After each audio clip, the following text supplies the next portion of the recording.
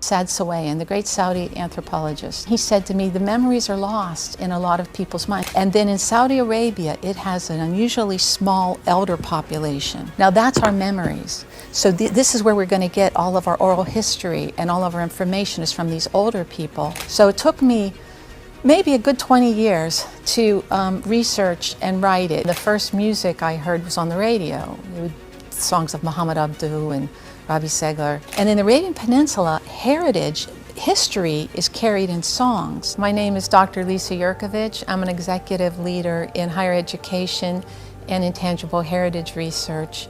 Right now I am a fellow at Georgetown University in Washington, D.C., and I'm a professor of musicology and ethnomusicology, and I've spent the last 30 years doing research in Saudi Arabia and the Gulf states on music and intangible heritage. And before that, or earlier on that, I was in Kuwait for 20 years, where I taught at the university there, and I was an administrator of the college.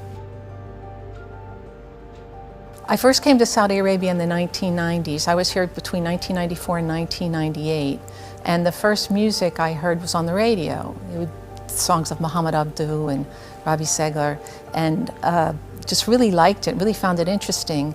And early on in those years I lived in Taif, so I also heard sounds of Taif, which was an unusual sounding music that we'd hear sometimes on the radio. So that was my first introduction to it. And then I made some friends, some Saudi friends, which in those days wasn't easy because people were shy and I was foreign. And but little by little, women started to invite me to their homes and invite me to weddings. And it was when I first started to go to wedding parties that I really started to see, you know, the excitement and the life of Saudi music among these women who were really enjoying the celebrations and the sounds and the dancing. So it was very exciting and very vibrant. The weddings were fascinating. There were different types, you know, depending on where you were from. So you would meet people up in the mountains, depending on where I lived, because I lived in different places. I lived in Khamis Mashay, I lived in Riyadh, and then we traveled a lot. I went to Najran and all different places. So the weddings depended on where you were, because this is a big country, and each little region has its own little culture, which I appreciate. I'm an American. I come from a big country where we have all these different cultures in different parts of the country. So I loved it, and I thought it was very fascinating. Yeah, but the weddings were just wonderful and vibrant, and what I loved is that we had women musicians. So in a way, in those days things were more segregated, but that gave a lot of opportunities for women to play music that I didn't even see in the United States. Like we had women on drum sets, I saw, and I would rarely see that in the United States. Or I've seen women violinists back in the early days. So in a way, it was kind of wonderful to see these women communities, and where women were so active in doing all the jobs that were needed at a wedding. Women could do all of them, from musician to server to everything.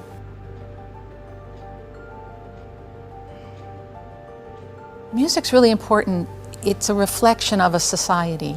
If you want to know what's going on with your kids, go look at the kind of music they're listening to. So on a personal level, it tells us a lot, and on a community level. And in the Arabian Peninsula, I especially like heritage songs, folk songs, and also art songs, the sophisticated sort of classic music. And when we look at heritage music, it's really important. It tells us, because people sing, you might sing to your baby, you might sing in the field when you're working, you might sing with your camels. And you're doing that, you're not paid to do that, nobody tells you to do that, you're just doing that because it's part of your community, it brings comfort, it helps you express yourself. And in the Arabian Peninsula, heritage, history is carried in songs. So for instance, I had a student in Kuwait, and his grandfather died because a car fell on him. This was like in the 1960s. And we know about that because it's in a song. There's a song about it, the kind of car, the year it happened, the details of the accident, whatever. And they keep the history alive through these songs. And that's just one song. There are a million songs that help carry the history. And when people sing, it helps you remember information better than if you just say it. So music has the ability to really embed data in your brain and in your memory.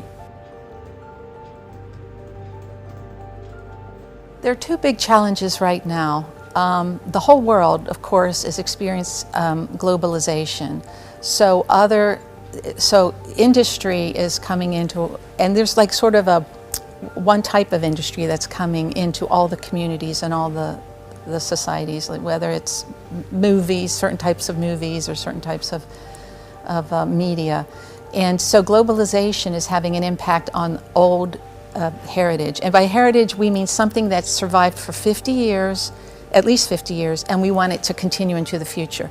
So heritage are things we want our children to learn. There's a lot of things from 50 years ago that still take place, but we don't want to continue into the future. But heritage are those important things. Our songs, the practices, the methods, the way of life, the way we believe things, the way we treat our family, those are parts of heritage that we want to continue on.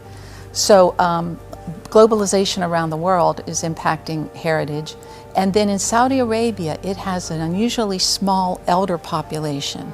So let's take the United States. 20% of the population in the United States is over the age of 65. That's like 1 in 5 people is over the age of 65. In Saudi Arabia, it's 2.8%, not 20%, 2.8% is over the age of 65, and over the age of 75 is 0.8%, it's less than 1%.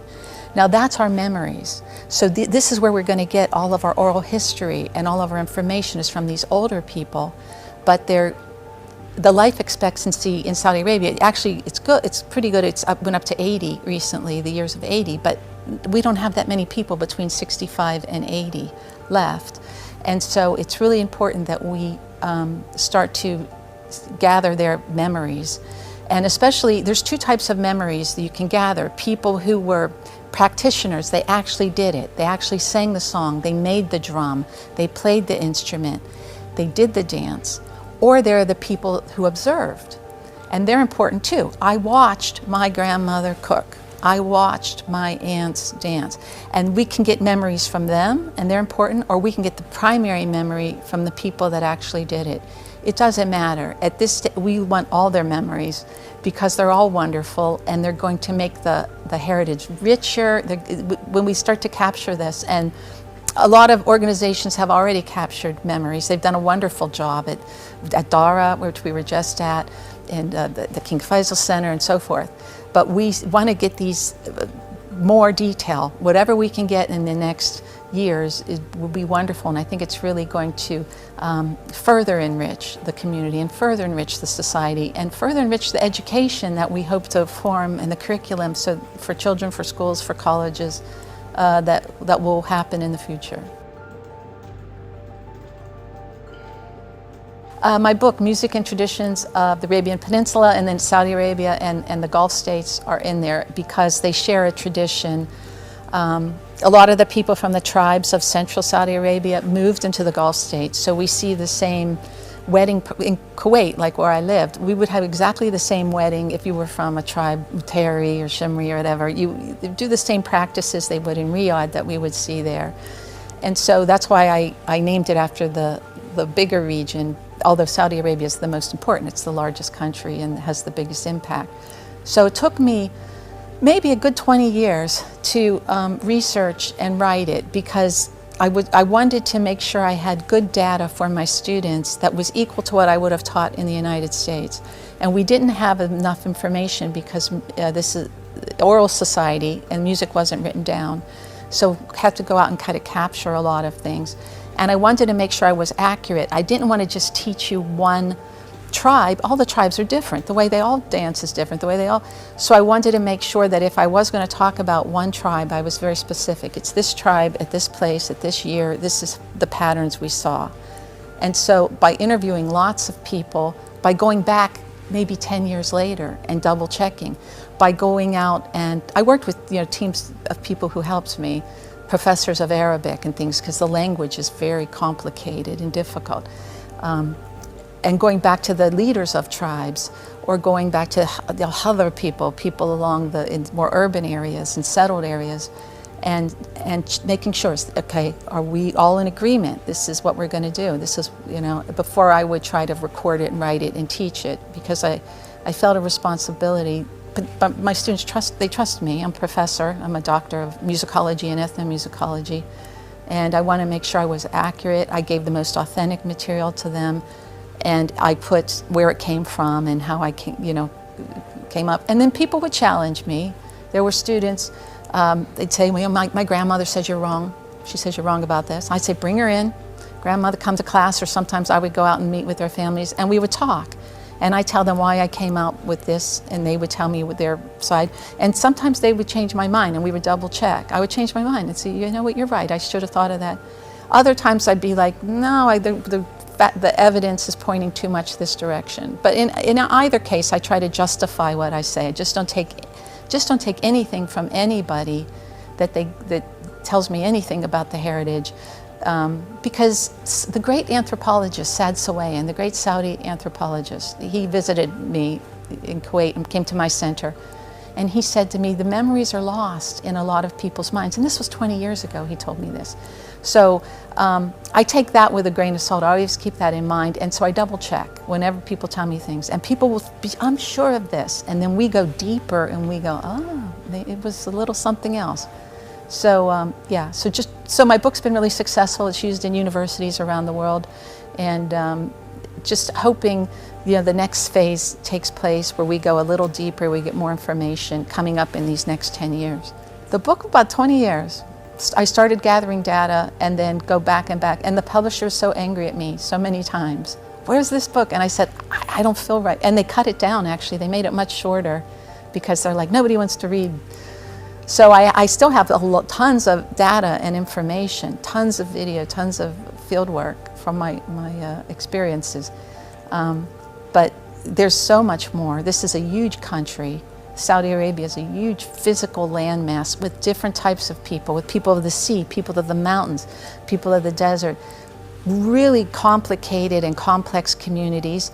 Each one is very proud of their traditions, and you don't want to get it wrong. You want to be very respectful with people, and there's so much more that we should record and capture, and especially, like I say, in these coming years, while we still have these wonderful memories with us. Thank you so much.